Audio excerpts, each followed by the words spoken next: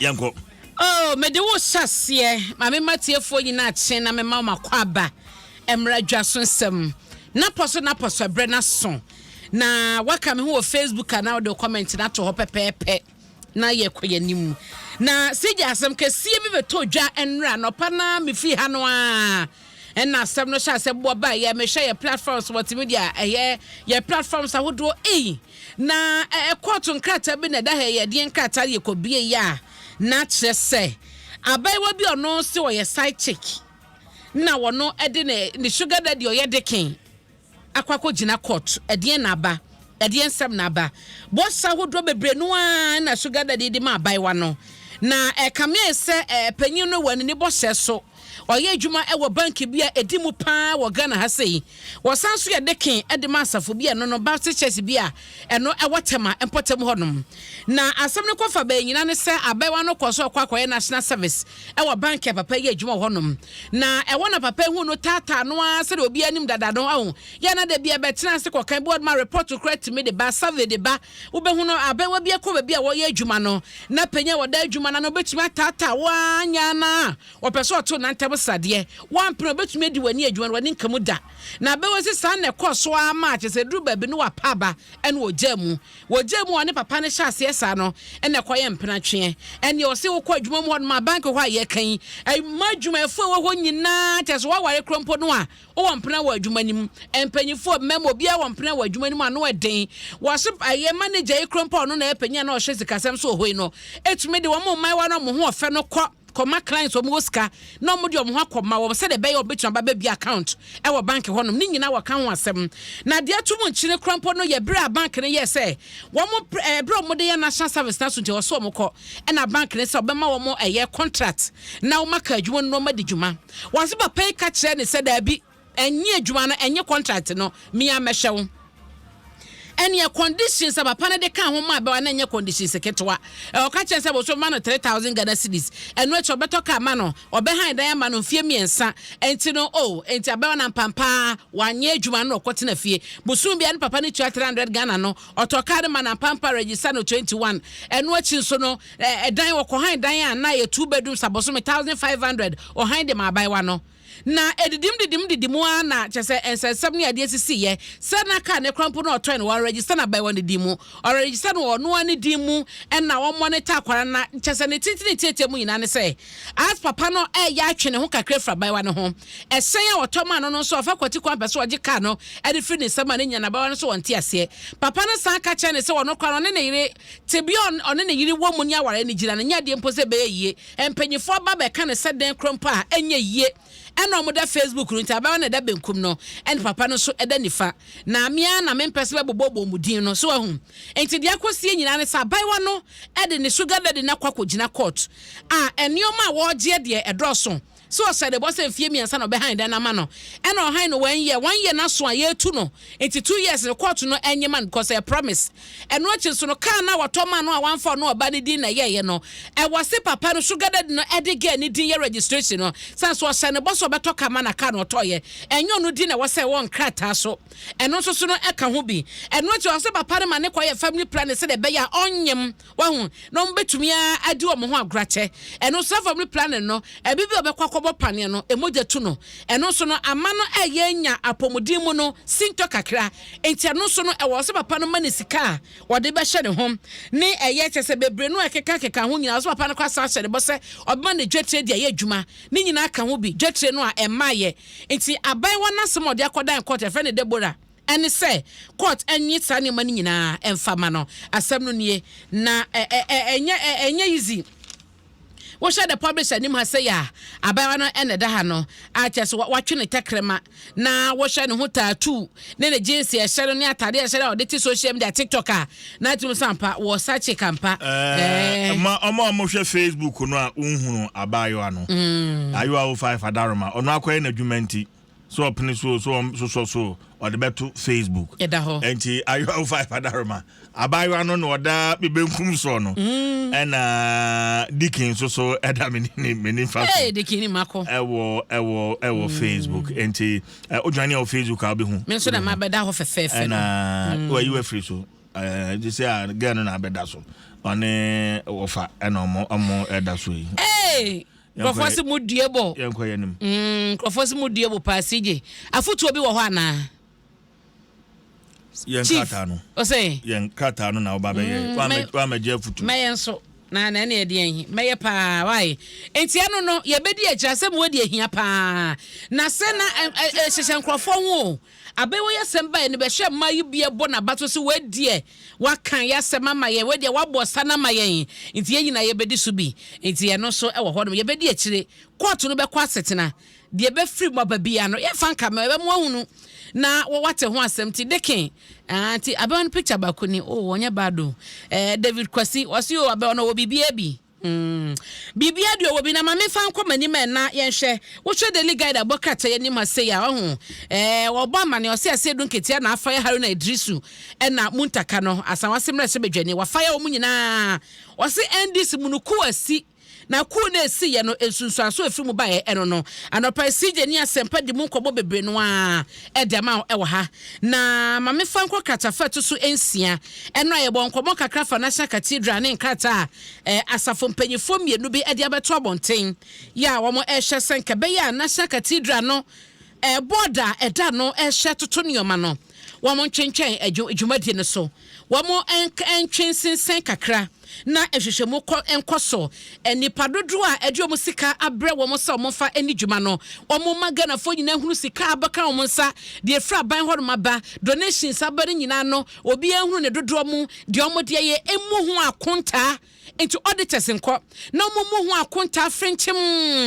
magana ni bia hunu se ehwehwe no se netie sika de saka enie de ye nie wo se ba no sa no a ebe ma fan ye dwuma omanfo no benya gidie na ensem bata eye board no members ni bie ene ho se no mo se ba nsa na ema nioma ni na ho no adwuma de no nso omudie no eye nyame adwuma e wo som de no kwaredie ni pepepe yo ena hyase na de akwawie ye pa na nyesa na eneni wo ya to amane wo chane wo ya to amane eneni ye kyerkyerem wo chane ye kyerkyerem a eba no sa no a ya na ha adwen enti aswafo mpanyifo mienu no Eden krata ekọ nano joda ena omede koma eye board of trustees no enti so for power no ena da Action Chapel International no Archbishop Nicholas Duncan Williams ena Reverend Eastwood Anaba or Eastwood Anaba Ministries empanyefo mienu ena ede wo nsa hye krata se a wo de koye no no so ho asem e wo daily guide abo krata yi mu eno achi so no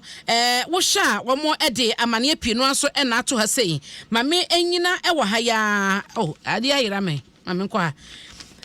enti wo hwemu a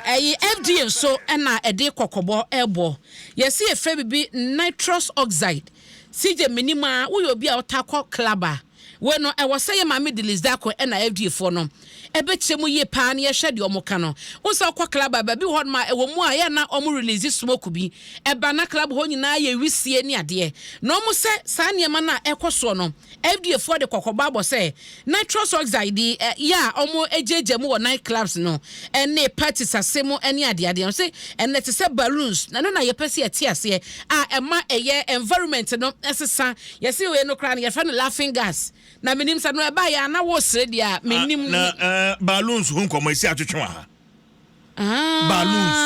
balloon near friend balloon nitrous oxide oko party asia obo say ranted maba omkura balloon yan so mu jai mframa no ko mu kakrakra ya de some nitrous oxide no agu balloon nim eno no ma wo high eno ne ma wo high na mu ani age utima yo de ma ne memei ba matu aguso eno ho asem na yenka ntienra meni mata ne yeka ho asem na obi sa obi a otakwa club ne ade enti je se smoke na o release no asem na ye ka balloon sije wona waka share ye say ye hu papa FDA for na den krata ba ho no mo ka no enti me pacho so wakọ ba be ni ama balloon ni bia odi atua wa no a wojeja mframa ne gu mu a mesra ujai jai kura na eye hu wo mo chase sa eye nitrous oxide ye mo kan no na dwumadi ankasa pa ne say wokọ industries a enuane mo ne enu na anesthesia for use no ena o mo de kura so atiase enti no sa wokọ twetwe ko mu sa na eye hu na wo chase wan hwe ya trend pa and they dangerous so maka ho asem no na se je se wan hwe ye no etumi emma wo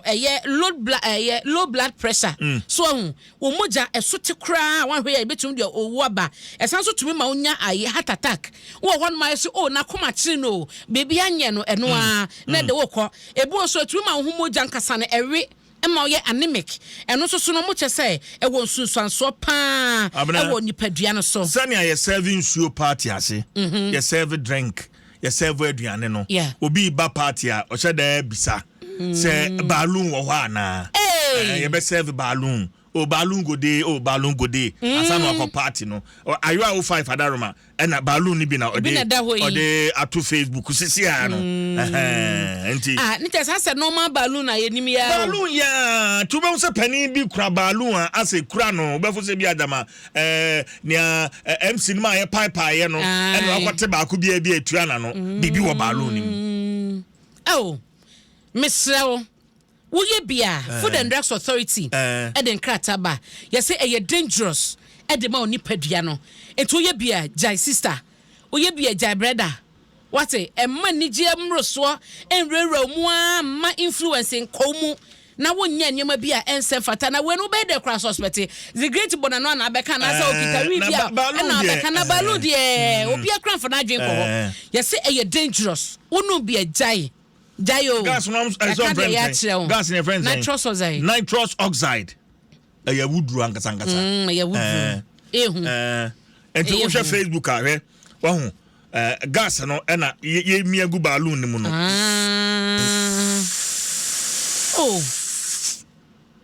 na afi waso ano de den enti waso ano wa hwe Facebook no won say wo pigumo enti opiaguma na afi kura no na no jemu kakra because ne boarding gas no de gumu no ne boarding enti sane ma we kura yekosua free eni ma ekoso enti after party no hwe fam ho ena gugu ho saa no we nyere ya papa yo cartridges no ne ayu so awie no ena egugu ho no egu grass ni mu no there's a party no eso aye pa ena ye sheda wo mo so mo kokkraba ebeton ma obi so obi nko no mu ni ne ho awusei na wo so akwa party ase akogina club na wakogye atum yenya hweye wo na enye bibia bible na kan ye wo se wade nyina ho kwan enso nye nyina na fata yen mommo mo ban yo balloon see there you raise ho alarm pa I think say Adom FM Dwaso Nsem na raise Dwaso Nsem kai meka na fe no watwe ma adwense so ntie no aye ka no na ye mesesa amfra ayi smoke na o mo release wo club na fem no mo ka say nye no because me hu balloon na so di balloon ne to so no na mo se da bia ndey dangerous okra enti yesem munyai why na enya de papa CJ mame fa wo enkomanim na deputy director edema safety Ghana National Service Ghana National Fire Service odum jajumako no Michael Ato Kosa onu ye grade 1 DO1 na seja sema waka nyina ne se no se de eja hyehye ekoso na ekunipa ese ejapade no yabroso afie mo yesimu no eja hye a wo mo saka ho sam no edrosom na wo de atodwa ese obi bia nya hye se ye fie a wote se ye air conditioning se ye iron se ye TV cable bia wo fie no yesi afifufro na nka be ye ahye na de ohwa anyini ana ohwa awuo no munye sakaye na ne da ne mo wa yesimu ni ade sanse eno na tititija ema ediare ho semesie no hwenanu ya ewo komase a police ni bema ne yire ne babu so memiensa ba ya kwada yi na wofu awu ya ana yen ka bi hyemu wahu enti no wode futuo ema so bibia enya hweye ne kwan pa obetumi afa so a efi a wote omo ka smoke detector na sije minim sa no common sa se obi abetumi nya bide akobɔ ne fie ankeye and what does the kra na detect smoke na ebe yedede ebe sound the alarm na mo ahunu say there is something wrong call outlets bebrea fire outlets bebrea mo sa devices no ho what the ball or kitchen or hall ana bibia head battery ne shem enti smoke no nya bofa ho no a ebe yedede sisia when bete na fo akoso no enti me gidi say ye koye nimu no ese fie bia obi anya bia akaye smoke alert wo hono mo nti onya bia ebebo na bo wo ne wajapade ene wabusuafo ho ban abra mate enti eno ho asɛm da ha na wo hye katafa to so dumi ensa e wo Ghanaian Times mu so a ye ka say no Office of the Special Prosecutor wa bomodia de kwadu bi abo Northern Development Authority no ene mu mpanyifo ma ekwowie tiro mu kyerɛ sɛ 10.4 million Ghana cedis ene eka wo mo abo oman no ne nyina no eye procurement ho sense bi ekoso na Kane Chief Executive Edma NDA no ene nipa miensa bi eka ne ho na wode omakwa Tamale High Court a eye Criminal Division empanyifo ni Sumaila Abdul Rahman wono ewo 56 years Stephen Egu Engman wono so 50 years oye Deputy Chief Executive you na ye in charge of operations Edma Northern Development Authority no ena Patrick Sedu ono so 50 years so your deputy NDA